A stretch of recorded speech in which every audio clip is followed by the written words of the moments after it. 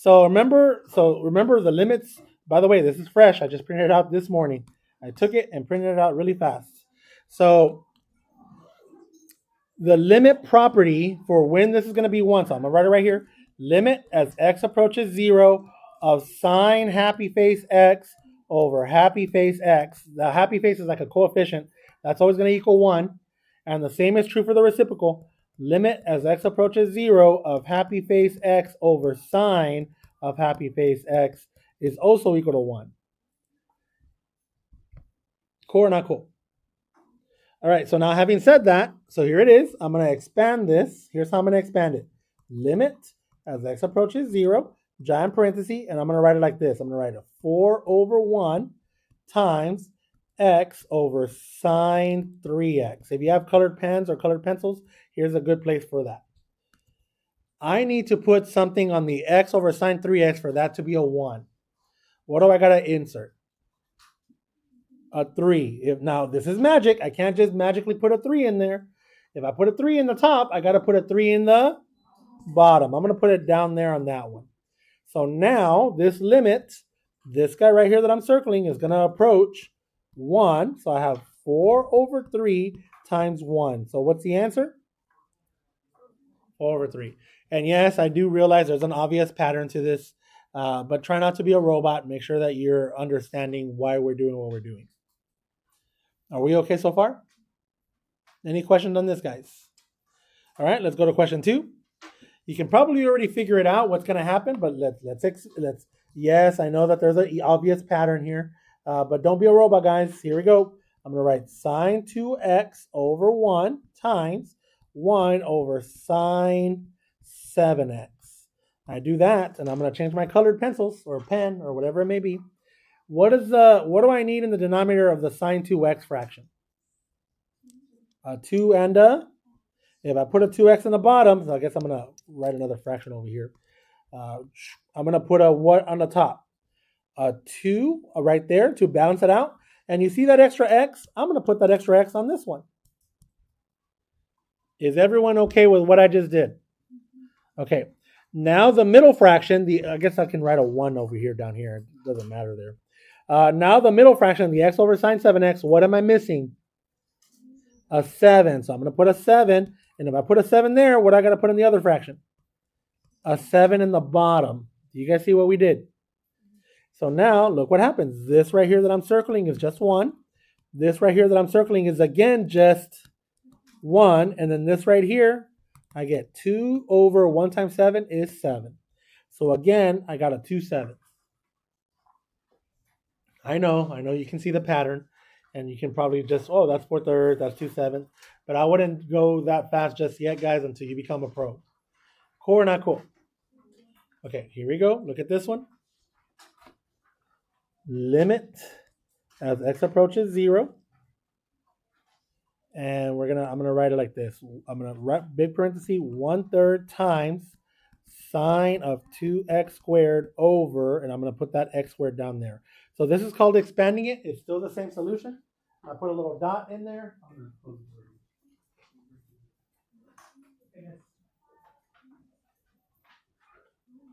All right.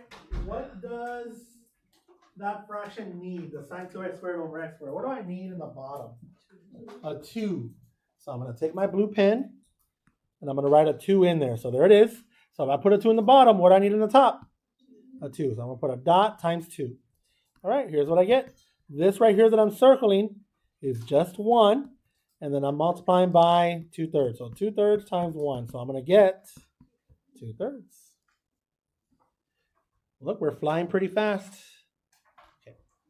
Yes. It doesn't change at all because the x is squared? No, I know that I didn't put it in my property here. As long as either the same. So this could have been, I guess I'll put an n here and an n there. So those have to match. You know what I mean? So yeah, for your notes, put x to the power n, x to the power n, where n can be any number except 0, because 0 would, yeah. We're okay so far?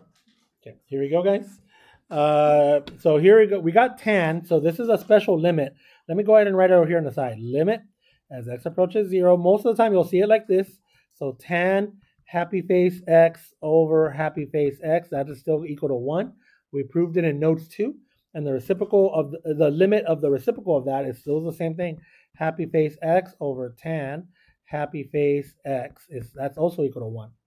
If you want to put a power on that x, you probably could. But I would bet it just in case. Okay, you guys ready? Here we go. Limit as x approaches 0, giant parenthesis, 3 over 1 for now, times x over tan 4x, close parenthesis. What do I need on the rightmost term here? A 4 on the top. If I put a 4 on the top, I got to put a 4 on the bottom for balance. So there it is. Hopefully I'm doing a good job of showing what I'm adding there with the different colors. So here's what I have. I have 3 over 4 times 1. This guy right here will give you a 1. Bless you. And then the 3/4 there. So that's going to be just 3/4. We're halfway there. Ooh, we have this one. This one's coming right from the notes, and I'll write it right here. Limit as x approaches 0 of cosine happy face x minus 1 over sad face x equals 0. The happy face and sad face are different, so that means those can be different numbers. Does that make sense? It doesn't have to look like that. Let me go ahead and write it just in case you get the other one. Limit as x approaches 0. It could also look like this. 1 minus cosine of happy face x over sad face x.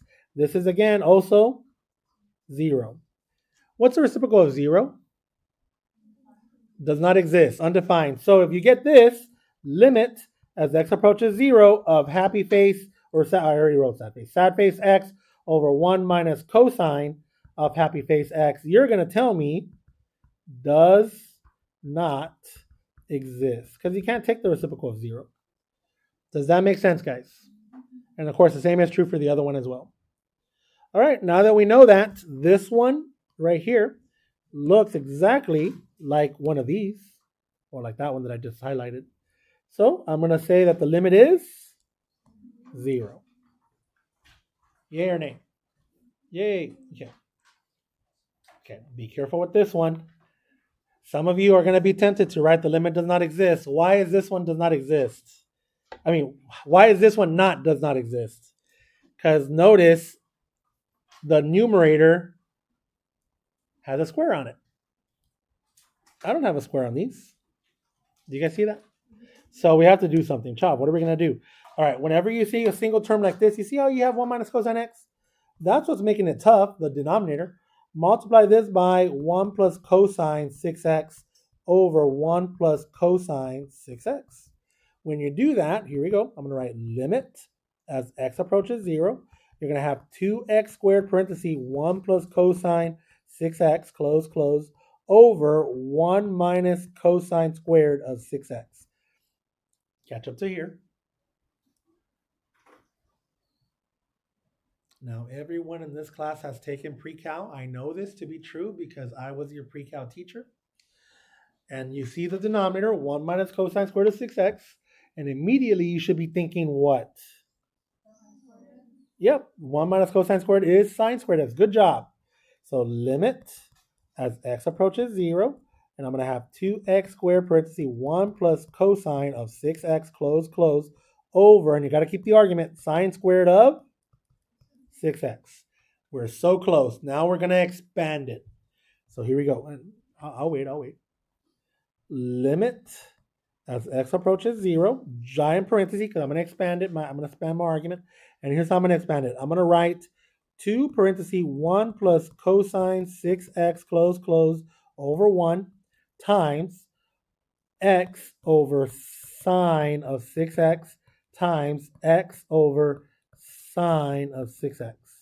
Chav, what did you do? The numerator is still 2x squared. See, that's the x times x with the 1 plus cosine 6x. And my denominator is still sine squared of 6x. Do you guys see that? So we haven't changed anything. Everything's still the same.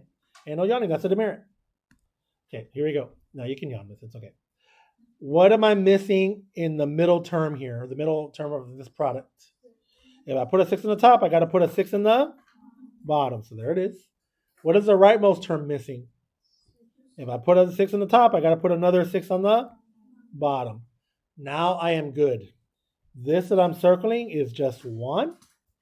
This that I'm circling is again just 1. And look, you can do direct substitution on this one. So here's what I'm going to get. I'm going to get 2 parentheses. Cosine of 0 is, you guys all have pre-calc, cosine of 0 is 1. What's 1 plus 1? 2. All over 6 times 6, which is 36. 2 times 2 is 4. I guess you could also reduce it, but I'm going to write it like this. 4 over 36. I put 39. And I know that 4 goes into 36 how many times? 9. See? 9 times 4 is 36. So there it is. What's the answer? 19. B. Yeah, I know. Those are pretty tough. The hardest one is probably this next one. Question 7 is probably the hardest one, guys. Unless you think it's the question 10. Don't worry, we're almost done. You're going to have the rest of the period to yourselves, and you're going to have lab to yourself. Just one little unit circle quiz. All right. There is no property for 1 minus secant squared, well, limit property over 5x squared. But we know the Valentine's formula. Cosine squared of 4x plus sine squared of 4x equals 1. And I know that if I divide 1 divided by what will give me a secant squared? Cosine. So I'm going to divide everything here by cosine squared of 4x. Usually I just do theta, but for whatever reason I decided to put the argument in there. All right, here we go. Cosine squared over cosine squared, that's a 1. Sine squared over cosine squared, that's a tan. So make sure to put a squared there because those are both squared. And then 1 over cosine squared, that's a secant squared. Yes.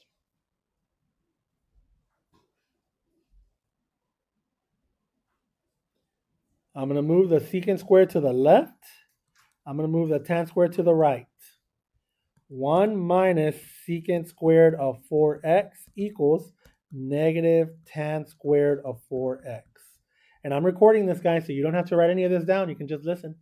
So you don't have to write anything down. I'm going to upload it. Are we okay so far? All right. Look at this. 1 minus secant squared is equivalent to, and that's what I wanted. Chop, why did I want that?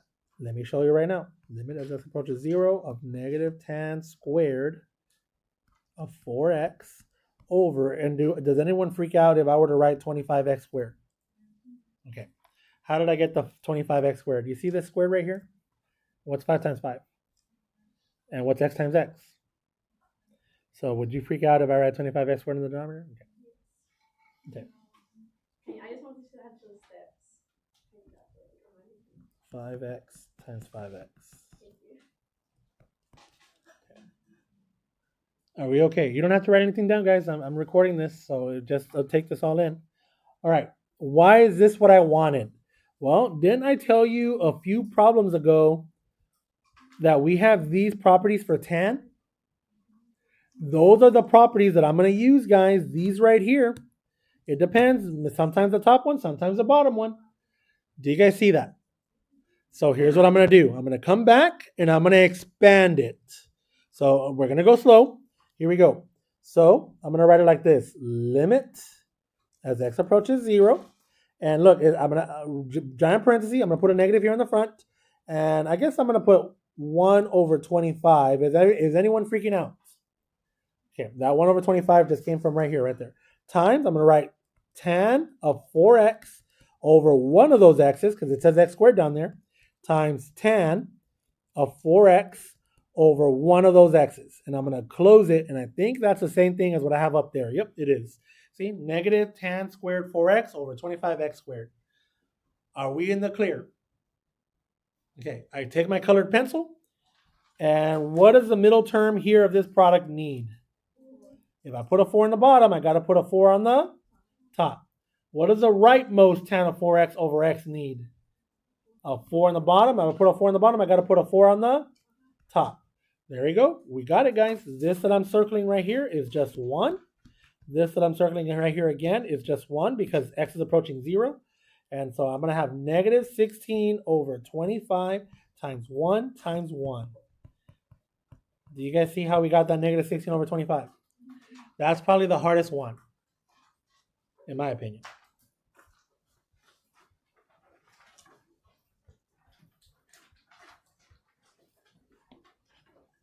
Don't worry, we're almost done, guys. You see that cosecant 3x? Remember from pre-cal, cosecant of x is equal to 1 over sine of x. You could also write it like this. Sine of x is equal to 1 over cosecant of x. So write that on the side. You see this cosecant of x that I have in the bottom? If I bring that to the top, it turns into a sine. So here it goes. I'm going to write limit as x approaches 0. There's that 3. That 3 is that 3. And I'm bringing this up. I'm just using this property.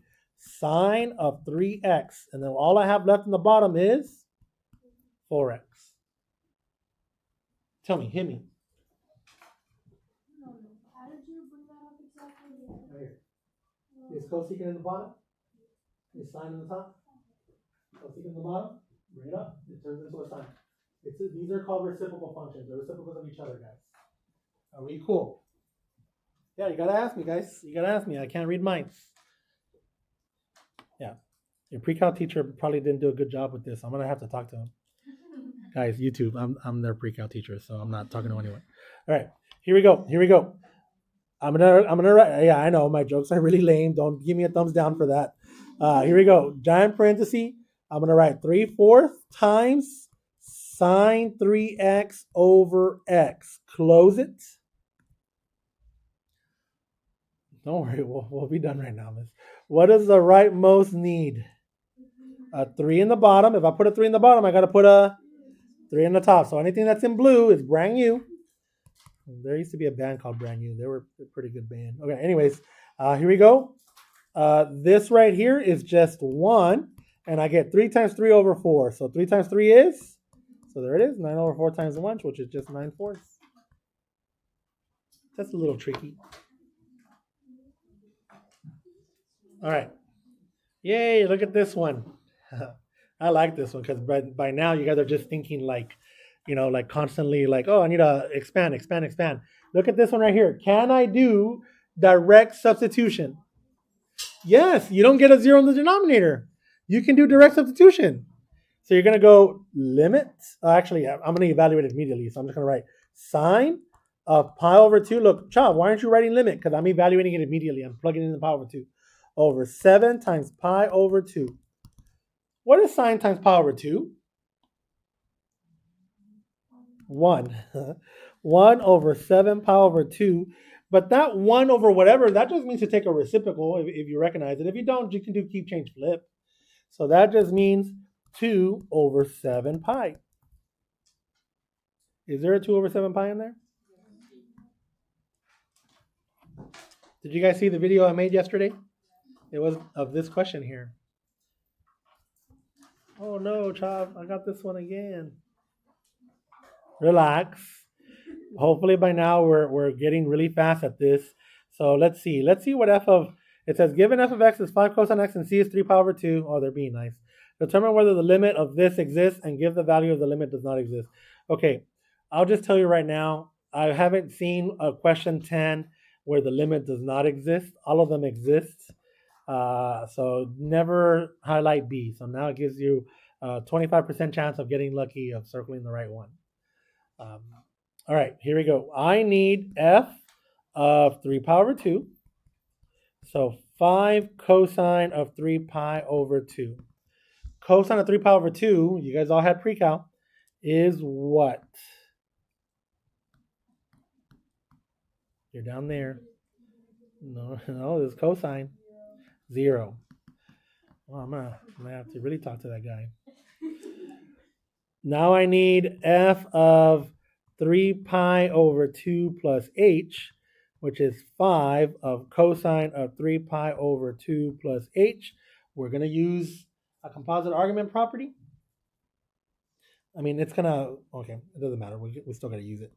Cosine A plus B. Do you guys remember? That's cosine A, cosine B, and then a plus or a minus? Minus sine A, sine B. All right, now we're ready. Well, I guess let's do that. Let's expand it first.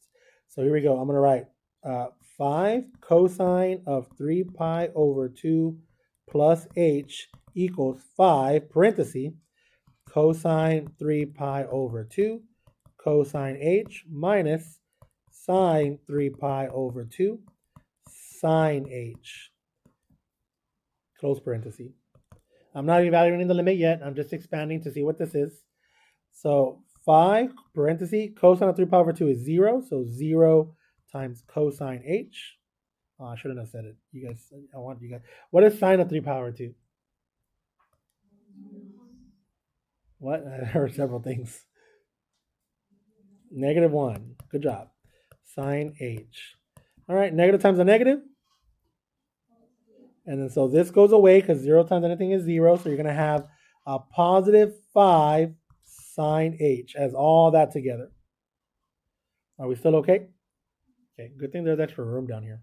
All right, now I'm going to write limit as h approaches 0 of f of 3 pi over 2 plus h minus f of 3 pi over 2 all over h. Bless you, miss. So here we go.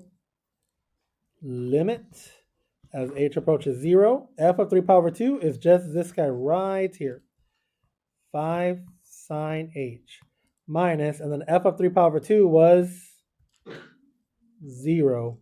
All this is over h. Yeah, they're being real nice. Like super nice to you guys on this one. They might not be this nice on the one that you take, but don't worry. We'll figure out a hack probably next week. Limit as h approaches 0 of 5 sine h over h. I'm going to bring this 5 out. I'm going to factor it out. I just think it looks cleaner. 5. This is just a property. That's a constant, so you can take it out. Limit as h approaches 0 of sine h over h, and I'll slow down. You don't have to write any of this down, by the way, guys. I'm recording, so you don't have to write it down. You can just take it all in. What's the limit as h approaches 0 of sine h over h? Yeah, that's just 1. Esto es nomás uno. That's Spanish, by the way. I know I said it kind of weird there. I'm Hispanic, so I should say it better. Esto es nomás uno. There you go. Was that not better? Are you guys not entertained? Okay. What's 5 times 1? Sorry, Goda. I don't know if you know Spanish, but 5 times 1? 5. Is that answer in here? There it is. Are you guys happy that we went over this quiz, or would you prefer to just watch a video over it and not? Okay. All right, guys, you have the rest of the class to yourselves. You got 20 minutes. And then 6th period, we'll take a quiz, unit circle quiz. This will be the last one, so I'll make it due next week. Is that enough time? Okay. Next Friday?